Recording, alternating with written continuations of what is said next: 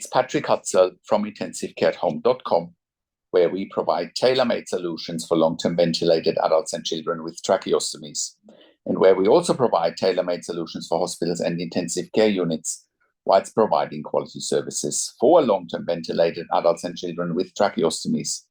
Also, otherwise medically complex adults and children at home, including home BiPAP, home CPAP, home tracheostomy care when adults and children are not ventilated, also home TPN, which is total parenteral nutrition, also known as IV or intravenous nutrition.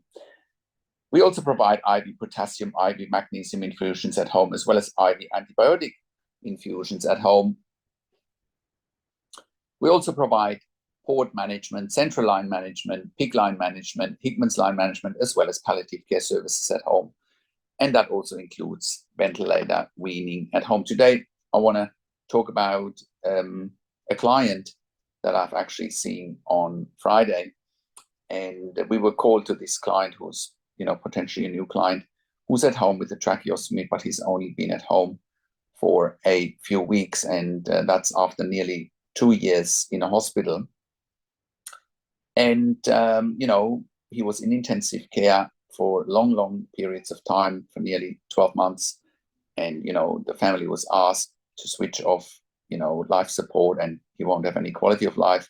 But the family was adamant, to carry on and keep going. And, now after nearly 2 years of this ordeal, he's finally home. He's got a tracheostomy. He is unfortunately a quadriplegic due to some clinical and medical complications. I'm not going into detail now, but obviously the family was determined not to give up. He's a very young man. And, anyone should have the best possible quality of life. And it's not really up to anyone to make a judgment what quality of life looks like. Yes, this young man is in a very unfortunate situation, but I also believe that with the help of our service, eventually, his quality of life will be improved drastically. The family has no understanding really so far, what services need to be put in place. They took him home in a rush because they could no longer, or they did no longer want to stay in hospital after nearly 2 years, which is understandable. I mean, the family was living in ICU and in hospital for nearly 2 years, being there day and night, and that's just not sustainable. Anyway, the good news is now they've made contact, and I'm sure that we can help this family just as much as we help many other families in these situations, which includes also getting the necessary funding. If someone has a tracheostomy at home and is a quadriplegic, they need ICU nurses 24 hours a day.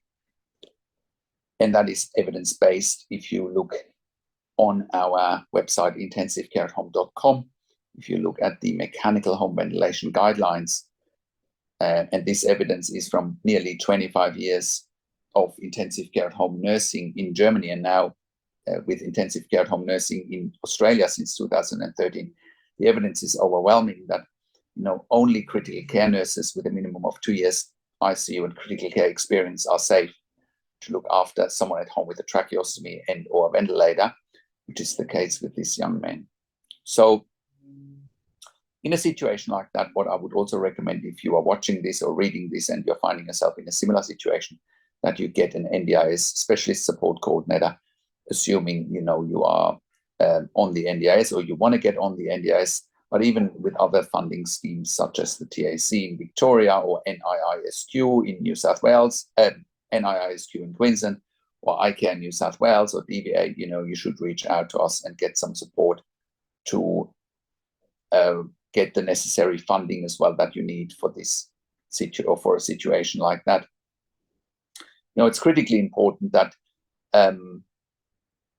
you get the right care, because also what's clear in this situation, he's been at home for a few weeks and they have not the relevant support, and he's going back to hospital quite frequently. So clearly, with intensive care at home, our clients stay at home predictably. That is also very important, that you engage a service that can deliver on the promises and that can bring the intensive care into the home, but also maximize quality of life, maximize community access, maximizing quality of life, spending time outside, going to places, going to the movies, going to school, going to uni, all of that is possible with intensive care at home.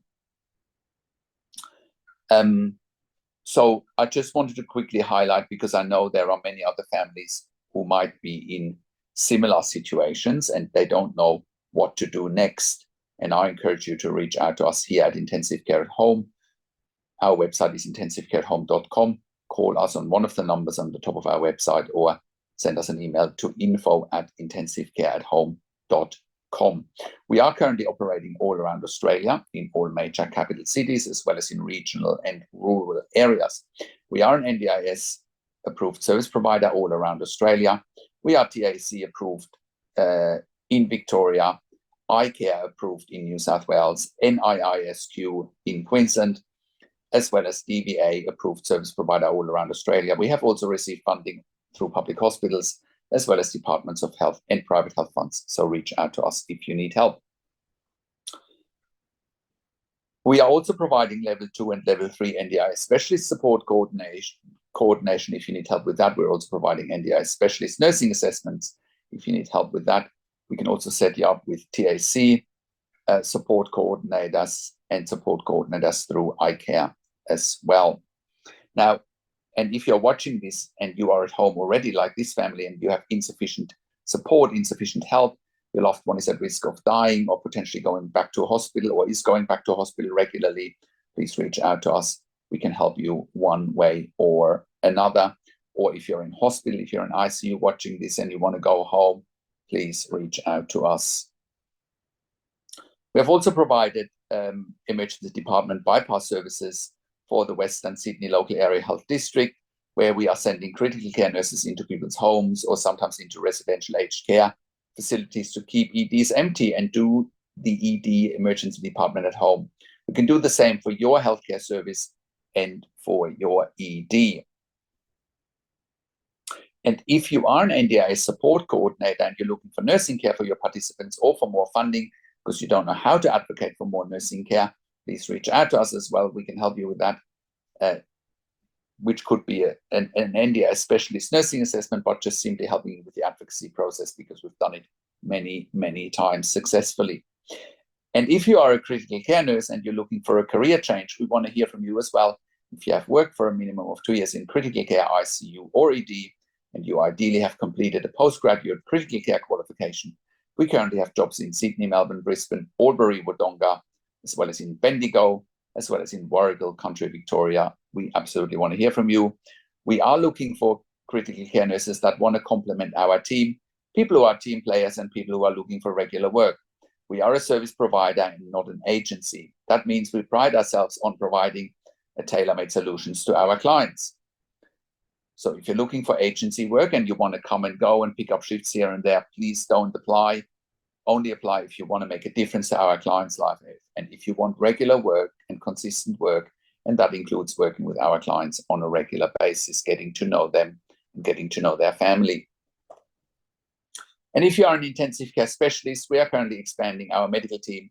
We want to hear from you as well. If you are an intensive care specialist and you have bed blocks in your ICU, which I know you do, after having worked in intensive care for 20 years myself, and I encourage you to reach out to us as well. We can help you eliminate your bed blocks, but more importantly, we can improve the quality of life and sometimes quality of end of life for your patients and their families.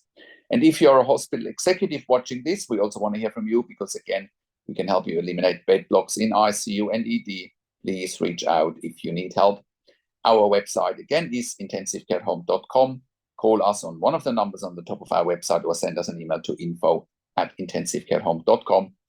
And if you like my videos, subscribe to my YouTube channel for regular updates for intensive care at home, but also for families in intensive care. Click the like button, click the notification bell, share the video with your friends and families, and comment below what you want to see next, what questions and insights you have from this video. Thank you so much for watching. This is Patrick Hutzel from intensivecareathome.com, and I will talk to you in a few days. Take care for now.